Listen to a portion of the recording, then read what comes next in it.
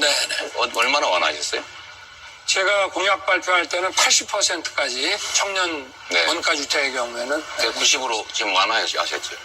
DSR은 어떻게 처리하실 생각이었습니까? 지금 DSR하고 DTI는 아직 제가 수치를 제시를 안 했고요.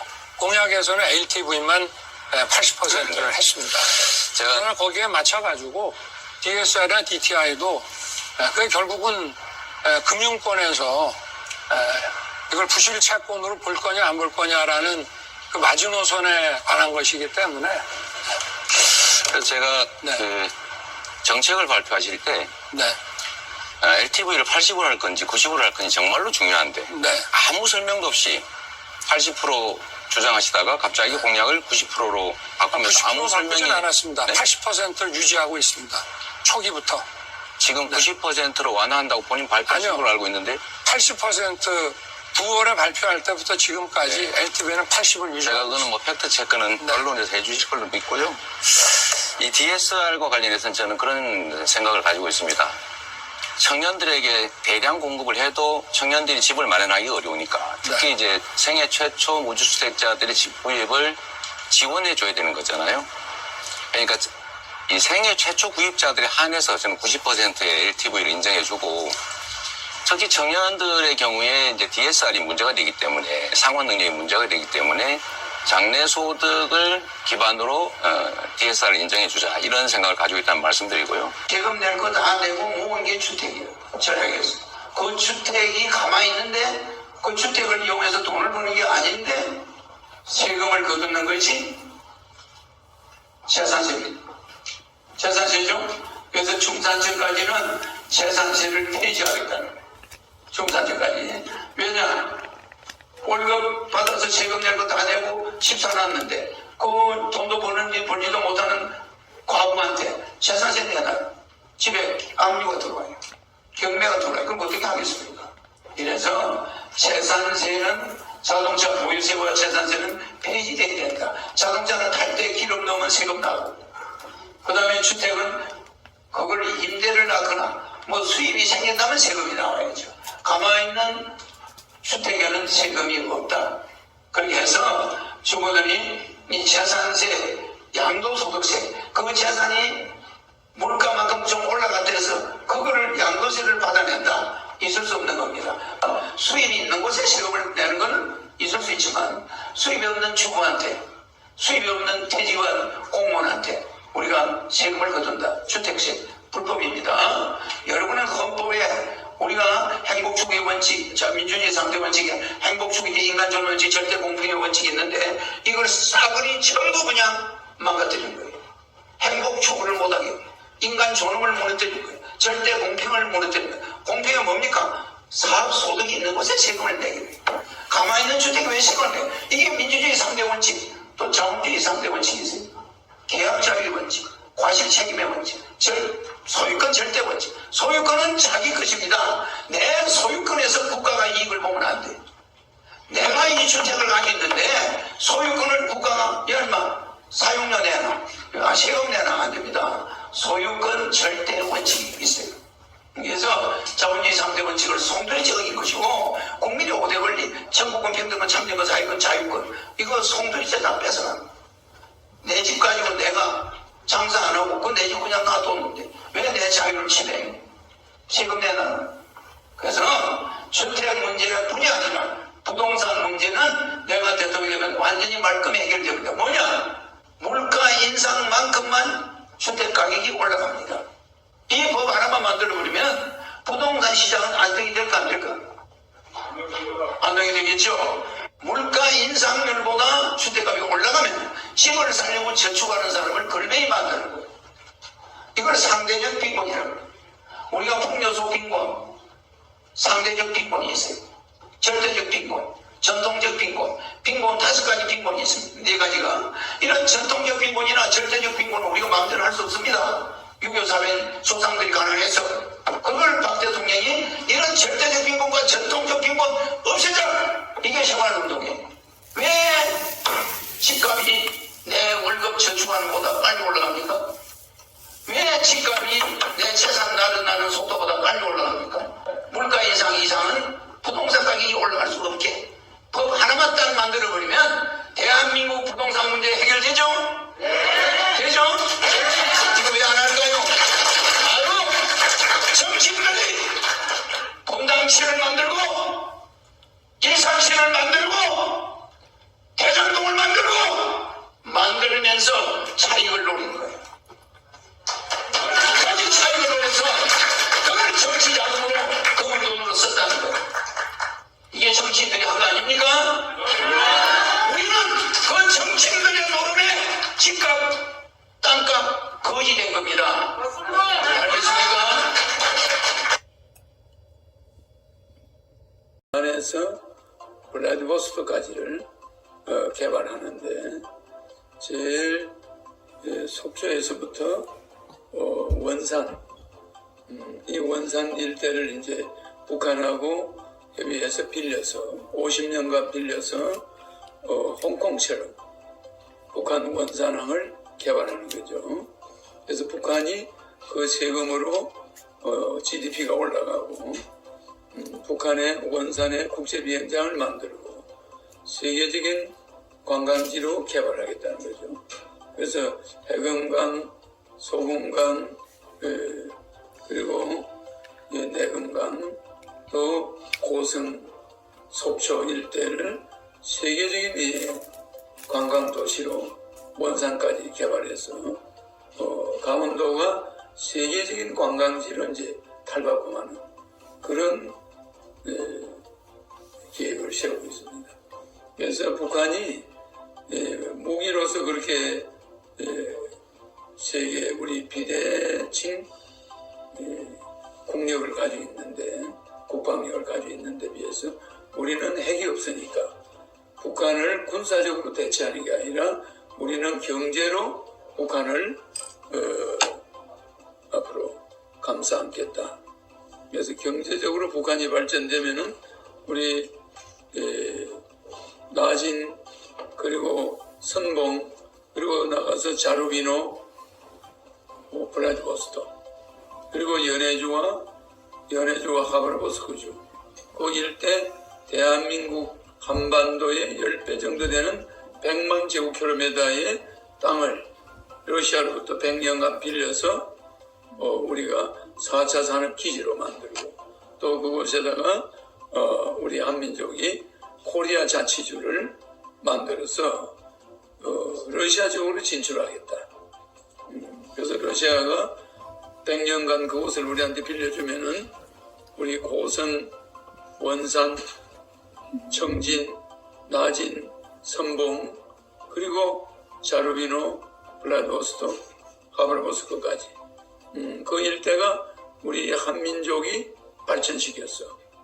러시아로부터 인정받고 북한으로부터 인정받고 그러고 나서 우리가 흑룡강성 중국의 요령성, 길림성 조선족 자치주를 우리가 코리아 자치주로 다시 탈바꿈해서 중국으로부터 빌려서 세계적인 관광지로 개발하겠다. 이런 구상이 있습니다.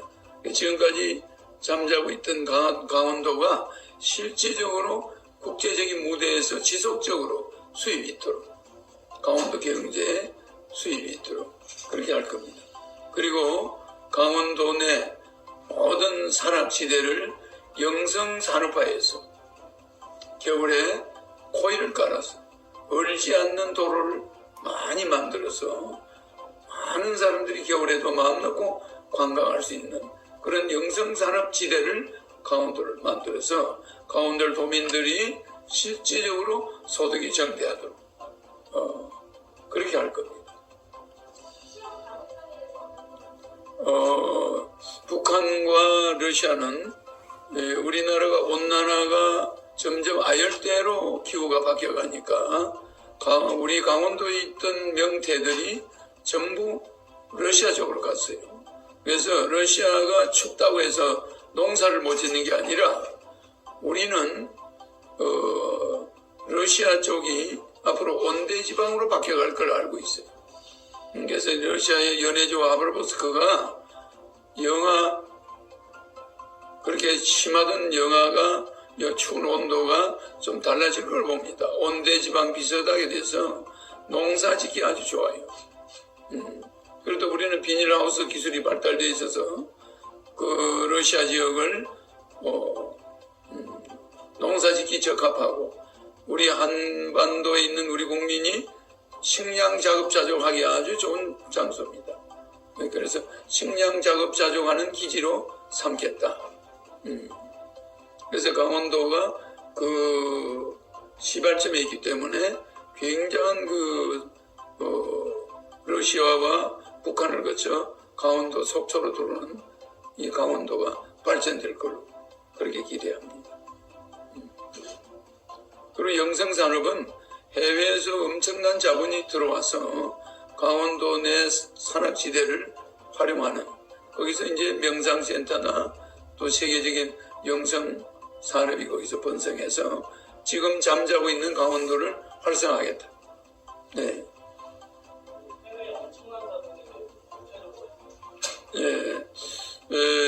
조지 소로스라든지 빌 게이츠라든지 이런 사람들이 최근에 하는 말을 들어보면은 한반도에 북한이 개방이 된다면 자기 전 재산을 북한에다 투자하겠다. 그만큼 경제적인 전망이 세계 어디보다도 이 한민족이 일어날 가능성이 높고 발전성이 높다. 러시아와 중국과 연결되어 있는 북한에 투자 안 되면은 그 북한 체제가 조금 좋아져서 투자를 할 수 있게 된다면 자기 전 재산을 투자하겠다. 짐 노저스도 그런 말을 했습니다. 세계적인 투자자들이 북한으로 몰려올 가능성이 많아요. 그래서 우리는 청진 초엘 처음에는 북한의 원산항을 빌려서 50년간 빌려서 홍콩처럼 만들어서 북한에 돌려주는 거죠. 그렇게 되면은 그것이 잘 되면 북한이 조세 수입이 좋아지니까 그 조세 수입으로 북한 경제가 나아지게 되면 우리는 또 판문점을 휴전선 부근에 있는 판문점을 우리는 북한에서 유엔에서 가져와서 유엔 본부를 판문점으로 옮기게 되니까 이 강원도 일대가 평화의 지대로 또 바뀝니다.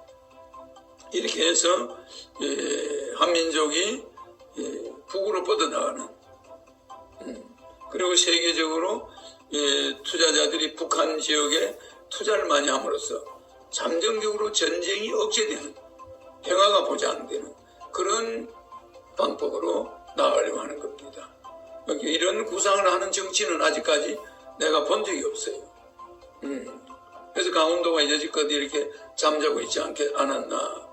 뭐 동계올림픽이다. 그건 불과 며칠 하고 마는 거니까 이렇게 지속적으로 이런 산악자원, 이런 산림자원을 또 활용하겠다. 또 우리가 서울에 있지만은 경기도가 강원도의 물을 또 많이 먹으니까 춘천 소양호나 파라오나 또 이런 그 청정의 수자원을 잘 보존해서 정부에서 지원해서 이 청정 수자원을 잘 보존해서 우리가 맑은 물을 춘천 시민에게도 공급하고 또 서울에도 공급하겠다. 그러니까 이제 그거는 우리가 이재명 후보나 윤석열 후보에게 후보를 등록하고 나자마자 그것이 알고 싶다 이런 프로에서 제보를 받습니다. 이런 걸 내면 되겠습니까? 대장동에 대한 제보를 받는다면 수천 건이 들어오겠죠.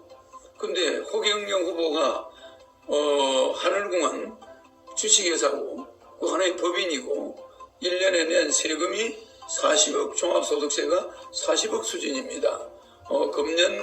작년 2019년 종합소득세가 2020년 종합소득세가 내가 42억이었죠. 그리고 연간 40억 정도의 종합소득세를 내는 그런 하늘공을, 주식회사 하늘공을 무슨 의혹의 대상이 있을 수 없습니다. 작년 매출이 210억이에요. 그럼 작년 매출 코로나 전국이 아니면 물론 한 1,000억 원 됐겠죠. 그런 대기업보다도 세금을 많이 내는 회사를 의혹이라니 그게 무슨 말입니까? 종교 예배를 보는 것도 아니고 종교도 아닙니다. 그냥 강의하는 데예요. 강의해서 직원도 내 한 명이고 직원이 없습니다. 법적으로 제 한 명인데 1년에 세금을 42억을 내잖아요. 평균이 40억이죠. 그것도 코로나 전국에. 사람이 못 오게 하는데도. 그리고 작년에 그 코로나 전국에도 210억 매출을 해가지고 세금을 42억을 내니까 그런 회사를 뭐 때문에 의혹을 신고받습니다. 그래 신고받으니까 의혹이 왔던가요? 전부 얼굴 가리고 가서 허경영 얼굴 어쩌고 이러는데 그건 전부 근거 없는 말이에요. 그 전부 우리 영업행위 자체를 내 강연하고 거기서 상담해주고 내가 에너지 넣어주고 그게 뭐 잘못이 있습니까? 아무도 고소고발이 지난 10년간 한 건도 없어요. 그런 단체를 예배를 본다거나 뭐는 종교단체도 아닙니다. 또 종교단체면 그렇게 탄압을 할 수 있습니까? 종교행위에 대해서? 불법이 전혀 없어요. 언론에서도 허경영 하는 건 잘못한 게 없다. 본인이 와서 자기 몸 아프다고 상담받는 거. 그거밖에 더 있어요. 그렇습니다. 그래서 하늘궁에 대한 의혹은 없는 것으로 지금 판명이 났어요. 그런데 제보를 부탁합니다. 제보한 사람이 있습니까? 그럼 제보한 사람이 있다면 왜 얼굴을 가리고 혼자 떠들고 증거 하나도 없습니까? 그렇잖아요. 제보한다면서 사람 얼굴을 가려놓고 하늘궁에 갔는데 어쩌고 하면서 그거 가서 강의 듣고 돈 내놨다. 그게 뭐가 잘못입니까? 세금 내는데. 어떤 종교단체처럼 예배를 봅니까? 무슨 찬송가를 부릅니까? 전혀 종교단체처럼 우리는 그렇지 않잖아요. 허경영 강의를 보러 오는 거예요. 에너지 받으러 오는 겁니다. 그래서 만약에 대장동에 대해서 의혹을 제보받습니다. 한번 그래 보시죠. 내가 말이야 공공개발한다고 그래서 땅을 줬는데 내 땅을 말이야 몇 배나 싸게 가져가 놓고 개인들이 돈을 벌어 1조를 벌어가 이런 도둑놈들은 이런 제보자가 줄을 설 거야 아마. 그렇잖아요. 그렇죠? 그 다음에 윤석열 검찰총장 갈 때까지 검사하는 동안 억울한 일 있는 사람 그러면 재판 과정에 검사 기소 과정에 억울한 사람 없겠습니까? 있죠. 그 제보 바라면 산더미처럼 올 거 아닙니까? 그런 거 대통령 정식으로 후보에게 정확한 근거 없는 의혹을 제기하는 거 그것은 그것이 알고 싶다가 나중에 거기에 대한 책임을 질 때가 오겠죠. 지금은 아무 별 이상이 없을 겁니다. 그러나 나는 방송국 차원으로 앞으로 하지 않고 그 개인 차원으로 나중에 나는 거기에 대해서 또 법적으로 조치할 겁니다. 종교단체는 세금을 안 내는데 종교단체는 세금을 안 내는데 나는 왜 그렇게 세금을 재벌 정도로 냅니까? 그걸 가지고 종교단체 운운하면서 또 종교단체 하면 안 됩니까? 종교 자유가 우리가 있어요. 우리 헌법에 국민의 5대 권리에 청구권, 평등권, 참정권, 사회권, 자유권 그 자유권에 언론, 출판, 집회, 결사, 종교, 사상, 표현, 양심 8가지 자유를 보장받고 있어요 우리가. 그런데 그 허경영이가 종교행위를 했다 이런 보도를 SBS 한 거는 완전 불법에다가 의혹을 국민한테 접수를 받는다. 그게 뭡니까? 아무 혐의 없는 대통령 후보를 갖다가 의혹이 있으면 좀 제기해달라. 그걸 방송에다 보도하는 그 자체가 불법이에요. 후보자의 명예를 손상하는 거죠. 어떻게 후보자가 잘못이 없는 사람을 저 사람 잘못한 거 있으면 좀 제보 좀 해달라. 그걸 방송으로 내보낼 수 있습니까? 이재명 한번 방송으로 내보내보죠. 윤석열도 내보내봐요. 아마 내보다 적지 않겠죠? 우리나라 국민들은 여야 후보들에 대한 의혹이 훨씬 더 지금 여야 후보들에 대한 의혹 선거입니다. 오히려 근데 멀쩡한 허경영을 갖다가 처음부터 그냥 의혹을 제기해가지고 접수를 받는다. 내가 무슨 남한테 피해 줬습니까? 접수를 받게.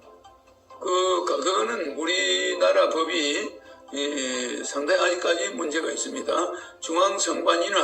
중앙선관위가 자체적으로 여론조사를 한번 해가지고 5% 이상 되는 사람을 TV 토론해줘야 되는데 언론사들에게 막혀버려요. 그러면서 언론사가 여론조사에서 자기들이 인정하는 언론사에서만 여론조사해야 된다는 거야. 근데 그 언론사들은 전부 유명한 언론사들이에요.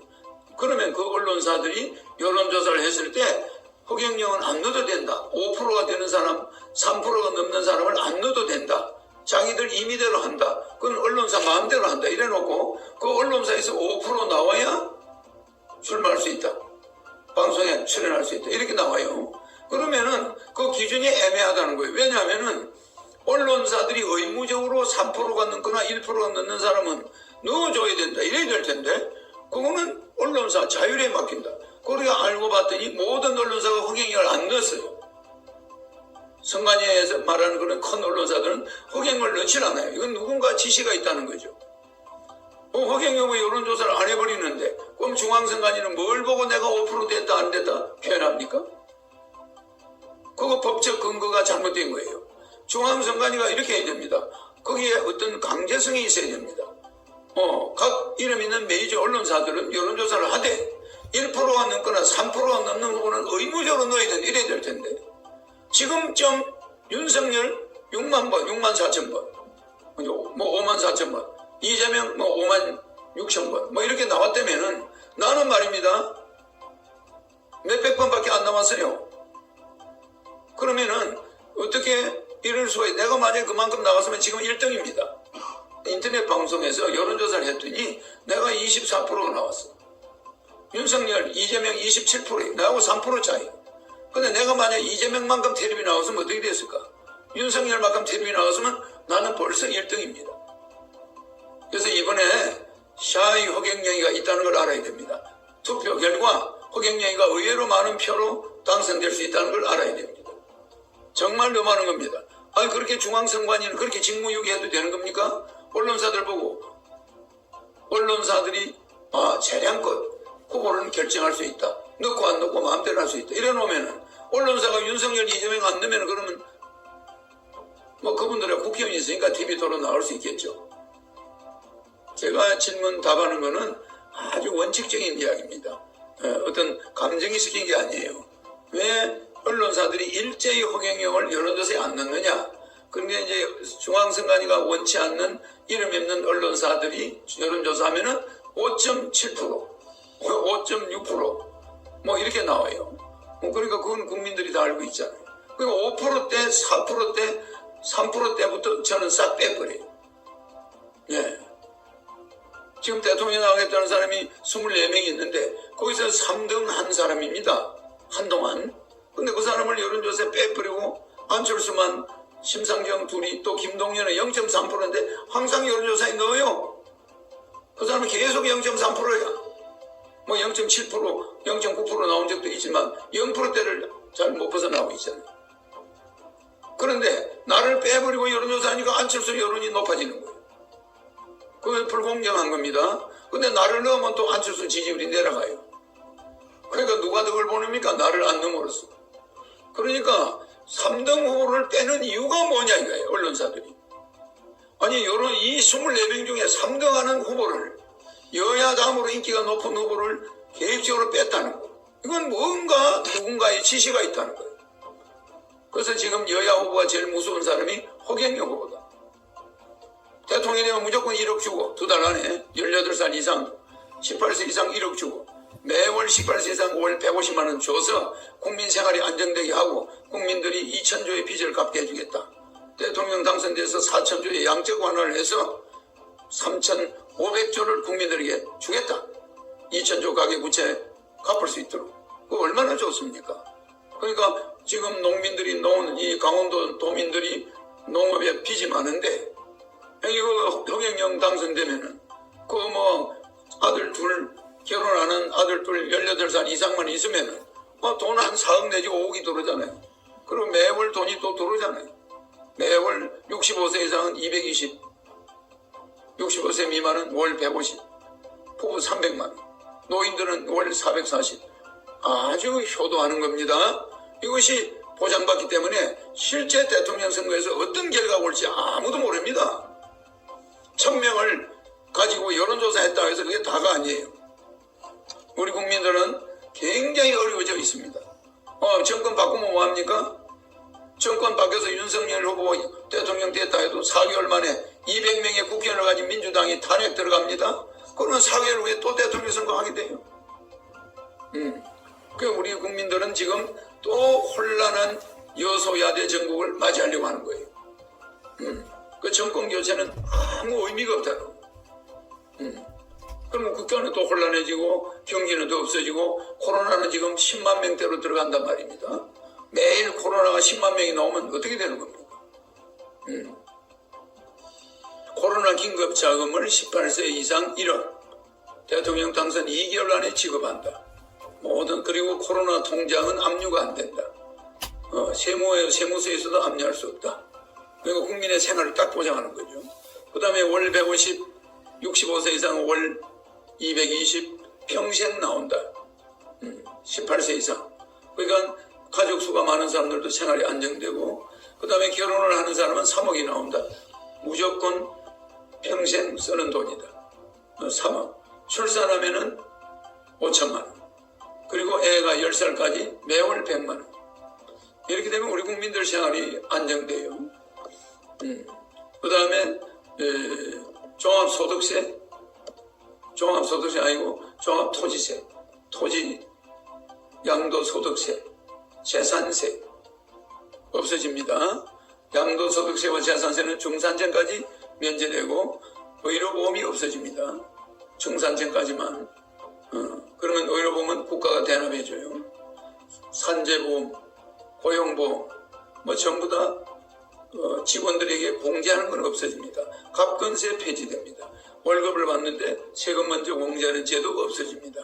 그러니까 전부 갑근세도 없어지고 월급을 100% 자기 손으로 받을 수 있어요. 의료보험 폐지됩니다. 중산층까지는 의료보험을 안 냅니다. 국가가 대납해줘요. 그러니까 모든 의료 혜택은 공짜로 보는 거예요. 상류층은 의료보험이 내죠. 그러니까 제가 대통령이 되고 나서 여러분들은 국민배당금 나오죠?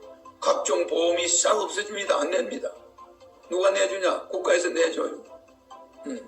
그리고 농민들이나 국민들이 1년에 이자를 100조 내는데 1900조 가계부채에 대해서 내고 있는데 이 100조를 안 내게끔 갚아줍니다.